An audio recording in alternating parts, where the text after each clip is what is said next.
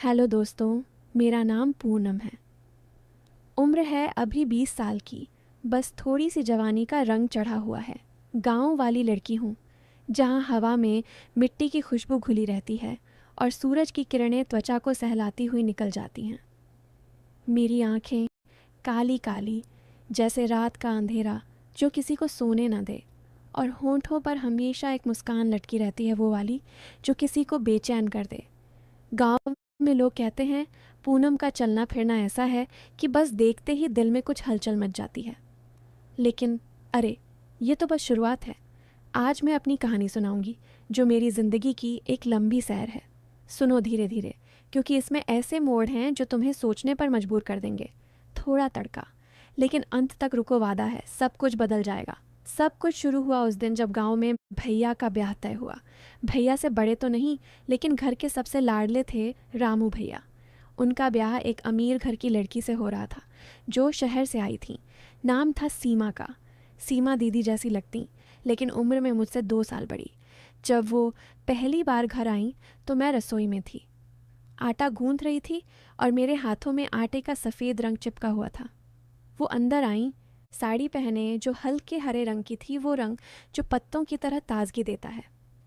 अरे पूनम, तू तो कमाल की लग रही है, उन्होंने कहा, और उनकी नज़रें मेरी कमर पर अटक गईं। मैंने मुस्कुरा के कहा, दीदी, ये आटा ही तो है जो चिपक गया, लेकिन अगर चिपकना ही है तो अच्छे से चिपके। वो हंस पड़ी और बोली, हाय तेरी ये बातें, लगता है तू घर में सबको बांध लेती है। मैंने आटे की लोई को दबाया और सोचा, ये तो बस शुरुआत है। भैया अंदर से चिल्लाए, पूनम जल्दी कर, मेहमान आ गए। मेहमान मतलब भैया के दोस्त, वो सब जो शहर से आए थे। उनमें से एक था विक्रम। विक्रम का चेहरा ऐसा था जैसे कोई फिल्म का हीरो उतर आया हो।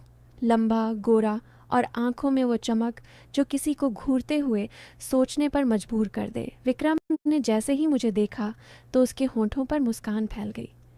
वाह पूनम, तू तो गांव की मलिका लग रही है। ये आटा तेरे हाथों में इतना सुंदर क्यों लग रहा है? मैंने शर्माते हुए कहा।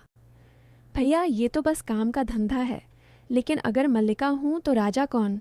वो हंसा और बोला, राजा तो मैं ही बन जाऊंगा, बस तू राजी हो। सब हंसे, लेकिन मेरी आंखों में एक चिंगारी सी जली। सीमा दीदी ने बीच में टोका, अरे विक्रम, ये गांव की लड़की है, तेरी शहर वाली शैतानियां यहाँ चलेंगी नहीं। लेकिन विक्रम की नज़रें मुझसे हटी ही नहीं। उसी शाम ब्याह की तैयारियां शुरू हो गईं। घर के आंगन में मंडप सजाया जा रहा था और मैं फूलों की मालाएं बना रही थी। फूल लाल गुलाबी, जो छूने से ही नरम लगते थे। विक्रम पास आया और बोला, ये फूल तेरे लिए ही तो है ना? तू इन्हें छू रही है और मैं सोच रहा हूँ कितना नरम होगा तेरा स्पर्श। मैंने एक फूल उसके हाथ में रख दिया और कहा, स्पर्श तो बस फूल का ही है, लेकिन अगर गहराई से छूना हो तो धीरे धीरे जाना पड़ता है। उसकी सांसें तेज हो गईं और वो बोला, धीरे धीरे? अच्छा, तो तू सिखा देगी? मैंने मुस्कुरा के कहा, सिखाना तो आसान है, लेकिन सीखना मुश्किल। उसी रात जब सब सो गए तो विक्रम बाहर आंगन में घूम रहा था। मैं पानी भरने गई थी कुएं पर। चांदनी रात थी, लेकिन गांव की चांदनी ऐसी होती है जो सब कुछ उजागर कर देती है। वो मेरे पीछे पीछे आया और बोला, पूनम, रात में अकेले डर नहीं लगता? मैंने घड़ा भरा और पानी की बूंदें मेरी साड़ी पर गिर रही थीं। डर तो लगता है, लेकिन पानी की तरह बह जाता है। तू क्यों आया? वो पास आया और बोला, तेरा चेहरा देखने को मन कर रहा था। ये चांदनी तेरी त्वचा पर कैसी लग रही है? मैंने घड़ा संभाला और कहा, चांदनी तो सब पर एक जैसी लगती है, लेकिन जो अंदर जलन पैदा करे वो अलग बात है। वो हंसा, लेकिन उसकी हंसी में कुछ और था। अगले दिन ब्याह की रस्में शुरू हुईं। सुबह सुबह हल्दी की रस्म थी। हल्दी का पीला रंग जो त्वचा पर लगाने से चमक देता है, सीमा दीदी को लगवा रही थी और मैं मदद कर रही थी। विक्रम भी आ गया भैया के साथ। अरे, ये हल्दी का खेल तो मज़ेदार है, बोला विक्रम। पूनम, तू भी लगवा ले, तेरी त्वचा पर कितना खिलेगा। मैंने कहा, हल्दी तो बस रंग है, लेकिन जो गहराई तक उतरे वो असली सौंदर्य देती है। दीदी ने हंस के कहा, विक्रम, ये गांव वाली लड़कियां सीधी सादी लगती हैं, लेकिन बातें ऐसी करती हैं कि शहर वाले भी लज्जत ले ले। दोपहर में संगीत का दौर चला। गांव की औरतें ढोलक बजा रही थीं और गाने गा रही थीं, वो गाने जो शादी के बहाने थोड़ी शरारत भरे होते हैं। सजन से पहली रात को डर गई री साली। मैं नाच रही थी, साड़ी की चोली थोड़ी ढीली, लेकिन गांव वाली शालीनता के साथ। विक्रम की नज़रें मुझ पर टिकी हुईं। वो बोला, पूनम, तेरा नाच देख के दिल धड़क रहा है, लगता है तू किसी को बेकाबू कर देगी। मैंने नाचते हुए कहा, धड़कन तो बस शुरुआत है, असली तो रात की धुन है। लेकिन सुन, गाने में तो डर है, हकीकत में हिम्मत चाहिए। शाम को बारात आई, घोड़ी पर भैया सवार और विक्रम उनके साथ। जब बारात लौटी तो विदाई का समय था। सीमा दीदी रो रही थीं और मैं उन्हें सांत्वना दे रही थी। विक्रम ने पास आके कहा, पूनम, ब्याह हो गया, लेकिन तेरी कहानी अभी बाकी है, कब मिलेंगे फिर? मैंने आंसू पोंछते हुए कहा, मिलना तो भाग्य की बात है, लेकिन यादें तो हमेशा रह जाती हैं, वो वाली जो रातों को जगाए रखें। ब्याह के बाद घर शांत हो गया, लेकिन विक्रम चला नहीं गया। बोला, कुछ दिनों और रुकूंगा, गांव घूमूंगा। पिताजी ने कहा, रह ले बेटा, गांव की हवा ले ले। तो वो रह गया। अगले कुछ दिन वो रोज़ घर आता, कभी भैया से बात करने, कभी बस यूं ही। एक दिन मैं खेतों की तरफ जा रही थी। गांव के खेतों में धान की फसल लहलहा रही थी, हवा चल रही थी जो फसल को झुकाती सी। विक्रम मिला रास्ते में। पूनम, कहाँ जा रही? अकेले? मैंने कहा, खेत देखने, फसल को सहलाना पड़ता है वरना सूख जाती है। वो मेरे साथ चल पड़ा। खेत के बीच पहुंचे तो मैंने झुक के पौधों को छुआ। देख, ये पत्तियां कितनी नरम हैं, लेकिन अंदर से मजबूत। विक्रम ने भी झुक के छुआ और बोला, तेरी तरह, बाहर से कोमल, अंदर से ऐसी जो किसी को जकड़ ले। मैंने हंस के कहा, जकड़ना आसान नहीं, इसके लिए पानी चाहिए, धूप चाहिए और थोड़ा प्यार। हम खेत में घूमते रहे। वो बोला, पूनम, तू गांव में कैसी ज़िंदगी जीती है? शहर में तो सब तेज़ है। मैंने कहा, गांव में धीमी है लेकिन गहरी, जैसे ये जड़ें जो मिट्टी में फैली रहती हैं, दिखती नहीं लेकिन सब कुछ पकड़ रखा है। शाम को लौटे तो घर में माँ ने कहा, पूनम, विक्रम बाबू को चाय दे दे। चाय बनाते हुए मैंने सोचा, ये चाय भी तो गर्म है, लेकिन पीने में मज़ा आता है। विक्रम ने चाय पीते हुए कहा, तेरी चाय में कुछ खास है, स्वाद ऐसा कि और चाहिए। मैंने कहा, स्वाद तो चाय का है, लेकिन अगर मिला लें कुछ मसाला तो रात भर याद रहे। धीरे धीरे दिन बीतते गए। विक्रम अब रोज़ आता। एक दिन गांव में मेला लगा, लेकिन ये कोई साधारण मेला नहीं, गांव वालों का अपना, जहां लोकगीत गाए जाते हैं और कहानियां सुनाई जाती हैं। रात को मेला था, आग के गोले जलाए गए थे। मैं वहां गई, साड़ी पहने, बाल खुले। विक्रम मिला और बोला, पूनम, आग की लपटें तेरी आंखों में झलक रही हैं। हम बैठे और एक बूढ़ी अम्मा लोकगीत सुना रही थी। जब चांदनी रात में प्रेमी आया, गीत में वो शब्द थे जो दिल को छू जाते। विक्रम ने कान में कहा, ये गीत तेरे लिए ही तो है, कब आएगा तेरा प्रेमी? मैंने कहा, प्रेमी तो आता है लेकिन जाना भी पड़ता है, जैसे ये आग जो जलती है लेकिन राख हो जाती। रात गहरी हो गई, मेला ख़त्म होने को था, लेकिन विक्रम बोला, चल थोड़ा और घूमें। हम गांव की गलियों में चले। एक जगह पुराना बरगद का पेड़ था, उसके नीचे बैठे। हवा सरसर आती थी। पूनम, तूने कभी सोचा ज़िंदगी में क्या चाहती है?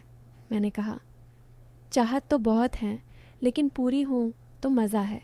जैसे ये पेड़, जड़ें गहरी लेकिन फल मीठे। उसकी हाथ मेरी हाथ से छू गया। ये स्पर्श, बोला वो। मैंने हटाया नहीं, लेकिन कहा, स्पर्श तो बस शुरुआत है, असली तो भावनाओं का। अगले हफ्ते, विक्रम ने कहा।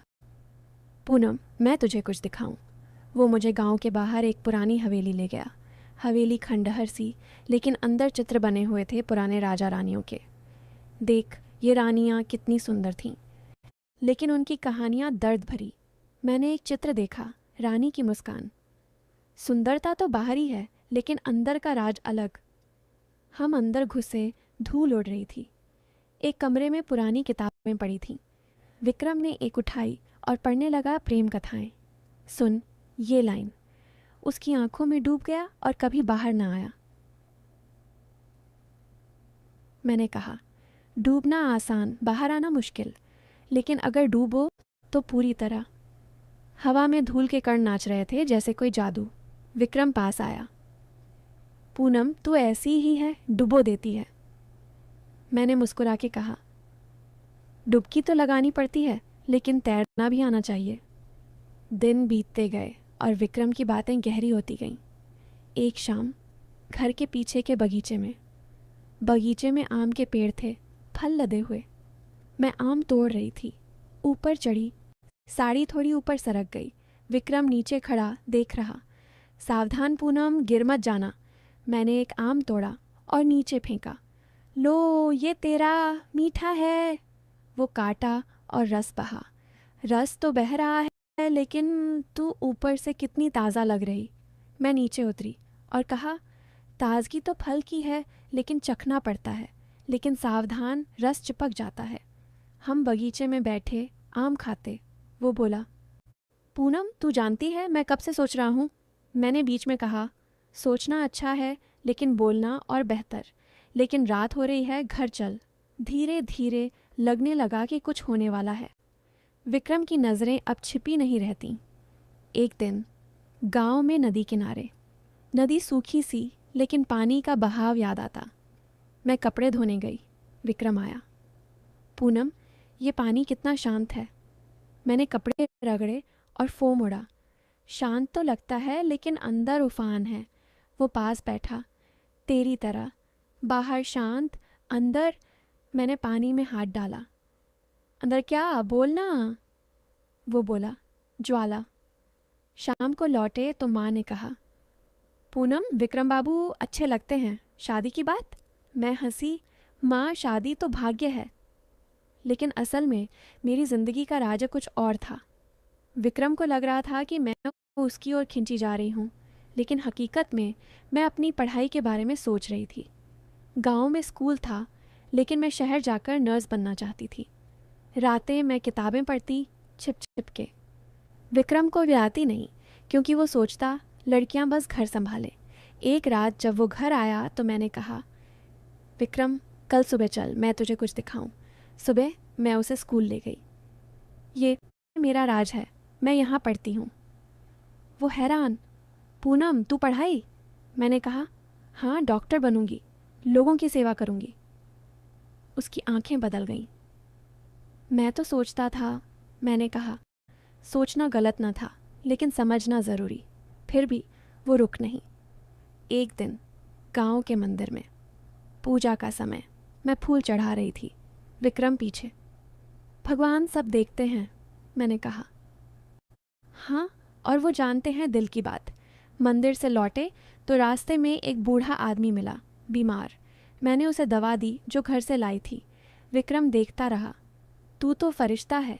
एक दिन घर में अचार बनाने का काम, मिर्ची काट रही थी, आंखें जल रहीं। विक्रम आया। दर्द हो रहा? मैंने कहा, दर्द तो होता है, लेकिन स्वाद के लिए सहना पड़ता।